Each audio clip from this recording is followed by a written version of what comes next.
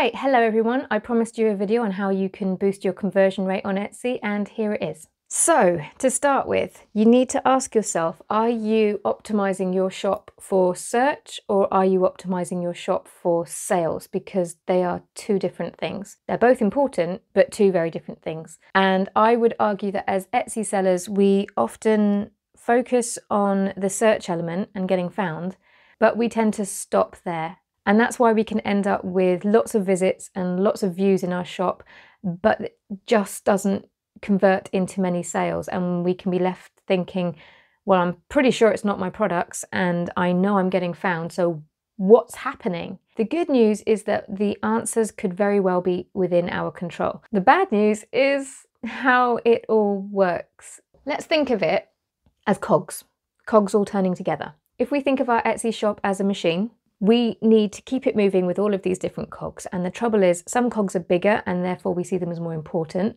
and some cogs are smaller and we just think of them as extra annoying jobs that we'll do later. And maybe we'll get to them and maybe we won't.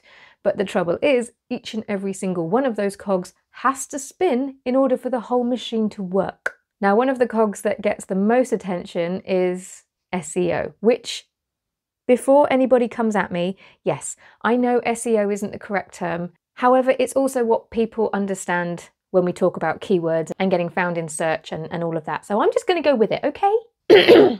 Now, here's a problem that I see people doing a lot. They focus on their SEO cog and they actually get it working perfectly. But in terms of this whole imaginary Etsy machine, the machine itself isn't working. So they go back to the SEO cog and they think, well, it's still not moving, so it must be this. When in fact, it could be their photo cog or their pricing cog or their shipping policies cog. There's a lot of cogs. And as an Etsy seller, you're going to have cogs that you can fix really easily. And you're going to have cogs that you're just going to think, I don't know what to do. And this is what I mean when I say optimizing your shop for sales, because then you're looking at the whole machine as a whole, rather than optimizing your shop for search, where you're basically looking at keywords and maybe photography, but then you're missing out all of the rest. It has to all work together. So we know that Etsy will rank you higher in search if your listings have a fair amount of organic buyer action attached to them. And the buyer actions that Etsy look for are things like clicks on a listing, favorites, adding things to a cart, and of course, sales.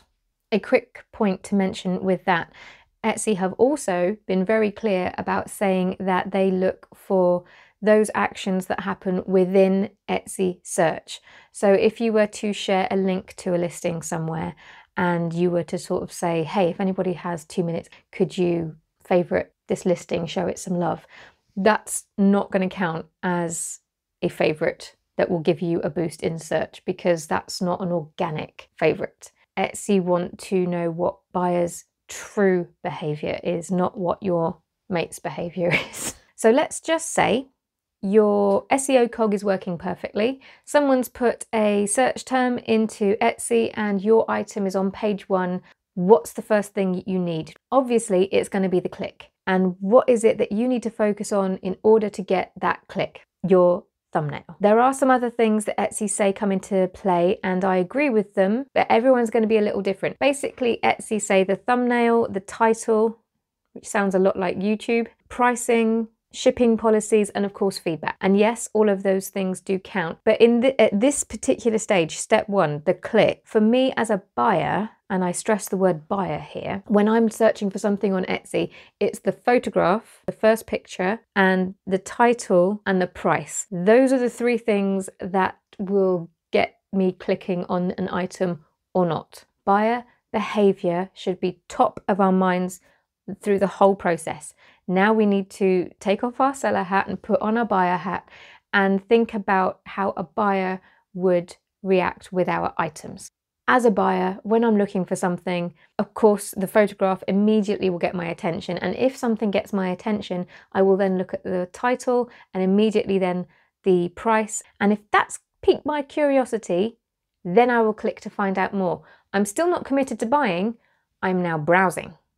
But the fact that I have clicked on that item and it was an organic click, that will go towards that person's listing quality score. So this is why thumbnails, photography and that jazz are important. And it's also why your pricing has to be something. I get a bit funny with pricing because there are so many opinions about the right way and the wrong way to do it. And ultimately, you have to do what's right for you. And sometimes that will mean saying no to things that other people will say you should be doing. Maybe that's a video for another day. But yes, pricing is going to come into play when getting those clicks. And this is where you want to go back into your stats and have a look at how many people are actually clicking into your listings. Now, if people favorite your item, that will also go towards organic activity that will help give your items a boost in search in the future, and the same with adding to cart. Here's the thing though, when I try and think of the buyer journey, you want to take out any obstacles out of the buyer's way between clicking on the item, browsing through the listing, adding it to their cart and finishing the sale.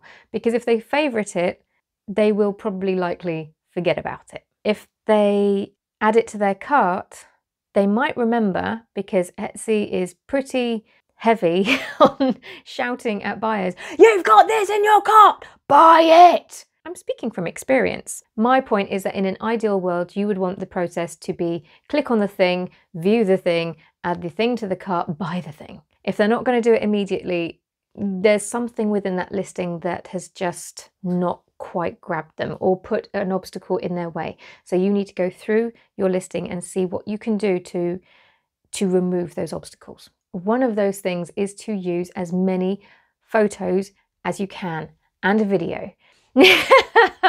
This is where I have to rein myself in a little bit, because I have been shouting about using as many photographs as possible for a long time. Fair enough, there may be times when you cannot string out 10 photographs because the ideas just aren't there.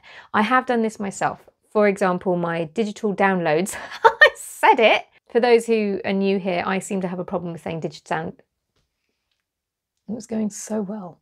I have a problem saying that. If I overthink it, it becomes a thing. Let's move on. Now, there are going to be some exceptions to that rule, and you may have an item or items where it is just too difficult to get 10 photos. And I don't recommend people list 10 photos just for photos' sake.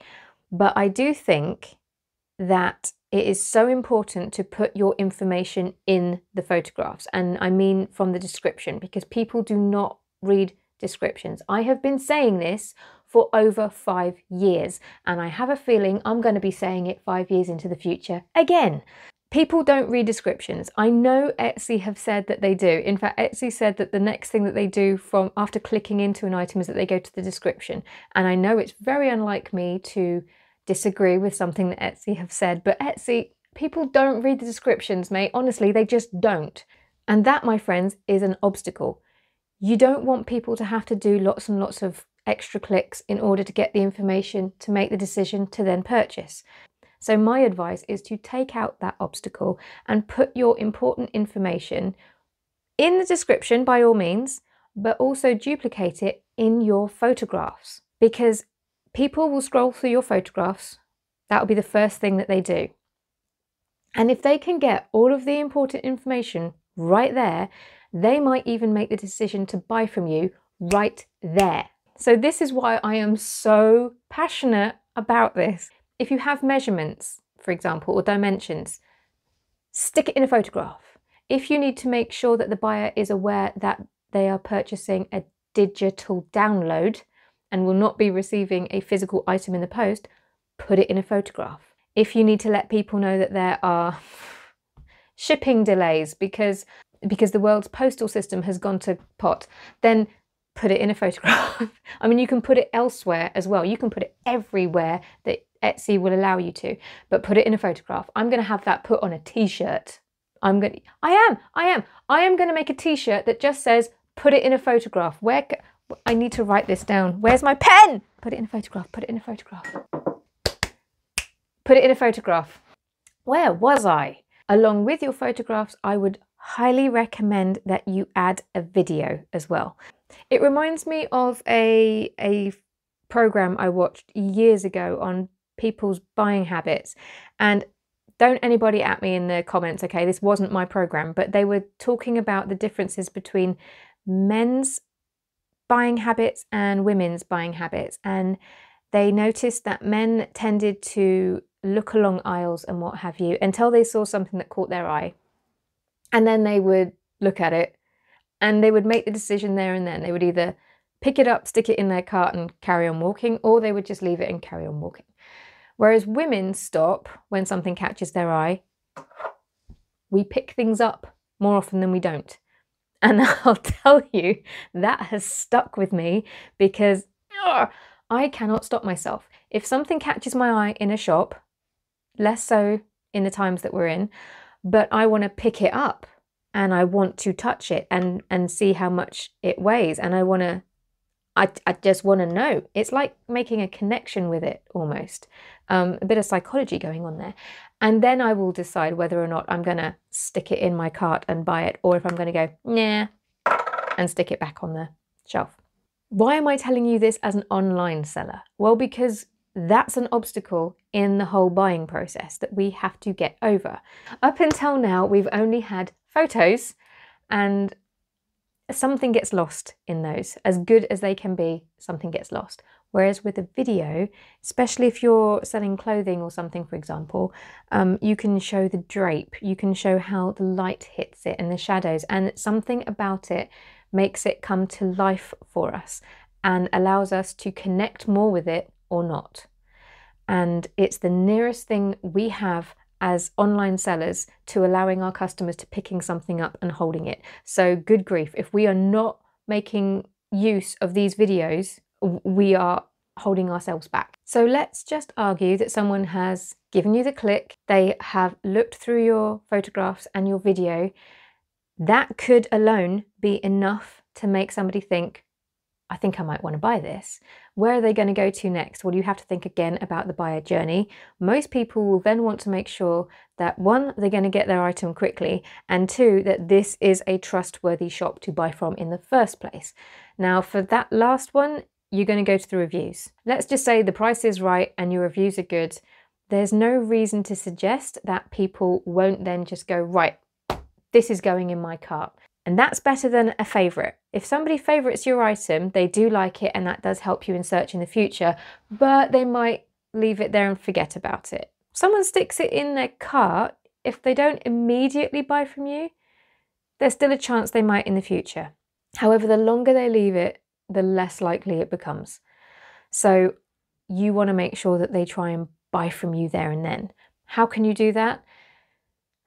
This is where I talk about building a community around your business and getting on social media and showing the process, because what you're doing then is that you are attracting the people who want your items in the first place. So this is where your community and social media and all the rest of it comes into play, because you attract the right people to your shop. And I've spoken before about the importance of attracting the right customers and repelling the wrong ones, because the right customers will not just buy from you, but are less likely to be disappointed with their items and to leave you negative feedback. Even if the right customer buys from you and wants to return the item, they are more likely to contact you first if there's an issue or if they change their mind, rather than jumping straight to negative feedback. And all of this stuff counts. And now maybe you can see why I started this whole video with the cogs metaphor. There's a whole lot of them that need to be turning at the same time in order for the whole thing to work. And it takes just one cog to let us all down. And it's up to us to put our detective hats on and go into our shops and figure out what cogs aren't working and how we can fix them. Because, you know, we haven't got enough work to do as it is, have we? Let me know which cog you're going to focus on next down in the comments. And, oh, my pen! I found my pen. What was that word? What was the phrase? Forgotten. I've forgotten, I'm waffling, I've lost it. So I'm going to say goodbye and I will see you next week. Bye.